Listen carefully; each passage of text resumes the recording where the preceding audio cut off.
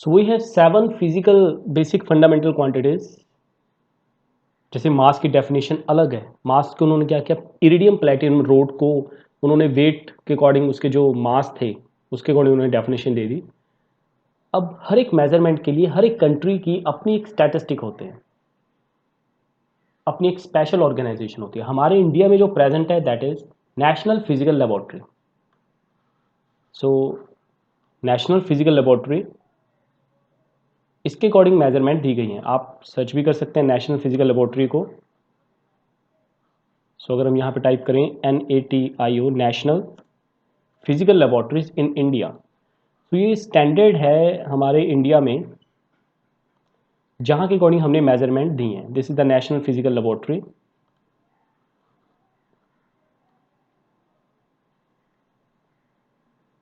यहाँ के मेजरमेंट के अकॉर्डिंग जैसे Indian standard time maintain by CSIR, तो यहाँ पे काफ़ी आपको आगे हायर क्लासेस में जाके इसमें और डिटेल में आप पढ़ने को मिलेगा। लेकिन अभी का जो हमारा टॉपिक है that is 7 fundamental quantities.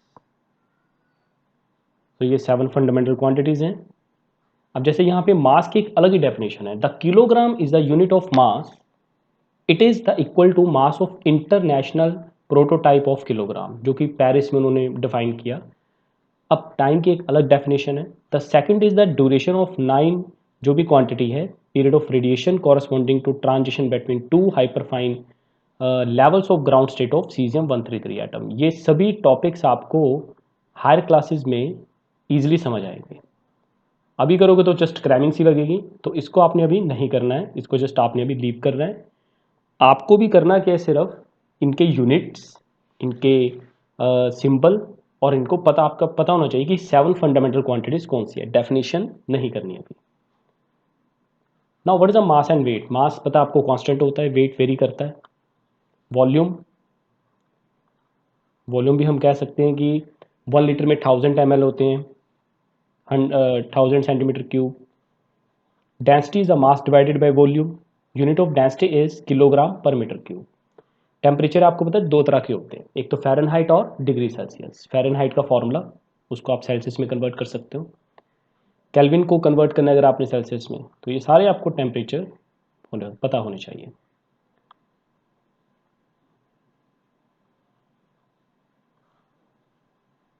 So reference standard, ये हमारा एक टॉपिक है आज का, that is reference standard. Reference standard के अकॉर्डिंग ये बताया गया कि कैसे आपने एक को रेफरेंस मान लेना, उसके अकॉर्डिंग बाकी आपने मेजरमेंट करनी है। जैसे यहाँ पे for getting reliable measurement, metre stick और एनालिटिकल बैलेंस, वो आपको करेक्ट रीडिंग दे देते हैं। जैसे mass standard is the kilogram since 1889। यहाँ पे दिखाया भी गया, it has been defined as the mass of platinum iridium cylinder that is store in all right jar at International Bureau of Weight and Measure in France. Platinum iridium was chosen for this standard because it is highly resistant to chemical attack and its mass will not change for extremely long time.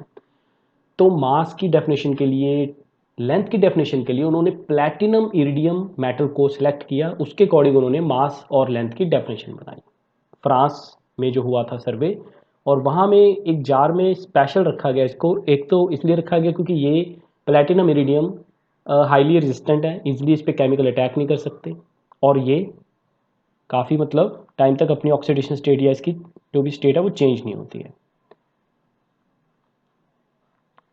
Scientific notation, हम किसी चीज़ को scientific way से कैसे लिख सकते हैं। जैसे simple, अगर मैं आपको कहूँ कि साइंटिफिक नोटेशन के लिए आपको बस ये याद रखना है, आपके एक डिजिट के बाद पॉइंट होना चाहिए। जैसे 2.39 into 10⁻³ students, this is your scientific notation. जैसे 4.5 into 10⁻³ this is your scientific notation, मतलब एक डिजिट के बाद एक पॉइंट होगा। Come to the topic again, जैसे ये देखिए 0.00016, सो यहाँ पे है हमारे पास 0.00016। you can write as 16 divided by how many, 1 2 3 4 5, so 10⁻5, यानी कि 16 मल्टीप्लाई 10⁻⁻⁴ -5। अब यहाँ पे पॉइंट लगाना है, तो 1.6 मल्टीप्लाई 10⁻, एक जीरो कम हो जाएगी। तो आप इसको कह सकते हो साइंटिफिक नोटेशन में आ गया। मल्टीप्लाई कर रहे हैं तो आपको पहले जो 10⁻, वो तो सिंपल ऐड ही हो जाएंगे, you can do easily. Subtraction में भी ऐसे। सिग्निफिकेंट फिगर्स, इसके कुछ रूल होते हैं सिग्निफिकेंट फिगर्स के। जैसे हम कहते हैं कि सिग्निफिकेंट फिगर्स में इसको आपने लिखना है, तो पहले रूल पढ़ लेते हैं। जितने भी नॉन जीरो डिजिट हैं वो आपके सिग्निफिकेंट फिगर्स हैं। जैसे 285 है, उसमें 3 सिग्निफिकेंट फिगर्स हैं। अब 0.25 है, इसमें जीरो नहीं काउंट करेंगे, सिर्फ 25 काउंट करेंगे। अगर आपके कोई दो नॉन, जैसे ये देखिए ये जो डिजिट है, यहाँ पे दो नॉन जीरो डिजिट्स हैं 52, इसके आगे जितने भी जीरो होंगे उसको कुछ नहीं आपने कैलकुलेट करना है। So how many significant figures? Only 2। एक रूल ये भी आता है, अगर आपके कोई दो नॉन जीरो डिजिट्स में जीरो आ जाती हैं स्टूडेंट्स, अगर आपके कोई दो नॉन जीरो डिजिट्स में जीरोज आ जाती हैं तो वो आपकी एक तरह से सिग्निफिकेंट मानी जाएंगी। तो हाउ मेनी सिग्निफिकेंट फिगर्स? 4। एक बात और कि यहाँ पे 0.200, तो यहाँ पे 3 सिग्निफिकेंट फिगर्स हैं, क्योंकि आपके एक तरह से एक डिजिट के बाद आ गया। जैसे यहाँ पे अगर कहीं 100 है, पॉइंट नहीं आ रहा है, तो वो आपकी कितनी होगी? जैसे सपोज कीजिए कि हमारे यहाँ पे सिर्फ 100 आ रहा है, तो यहाँ पे जीरो को काउंट नहीं करेंगे, ओनली 1 सिग्निफिकेंट फिगर्स। अगर यहाँ पे ऐसे आता है 100.0, so how many significant figures? 4। सो कुछ रूल्स हैं, यू विल स्टडी। इसका एक 5th रूल भी है। जैसे आप 20 है तो उसको 20.000 आप ऐसे भी लिख सकते हो, तो आप सिग्निफिकेंट फिगर्स को इस तरह वैसे भी लिख सकते हो।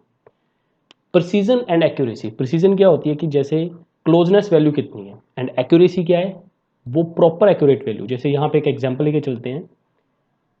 ट्रू वैल्यू सपोज कीजिए आप लैब में एक्सपेरिमेंट कर रहे हैं, आपका आंसर आ रहा है 2 पॉइंट, इतना आना चाहिए।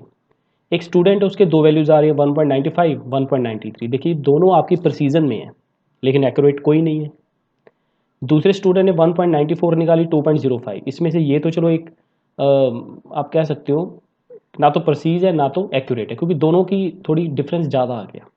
तीसरे ने निकाला 2.01 एंड 1.19। देखिए ये बहुत क्लोज है, एक तो बहुत क्लोज है और ऊपर से एक्यूरेट भी है, तो ये आप कह सकते हो।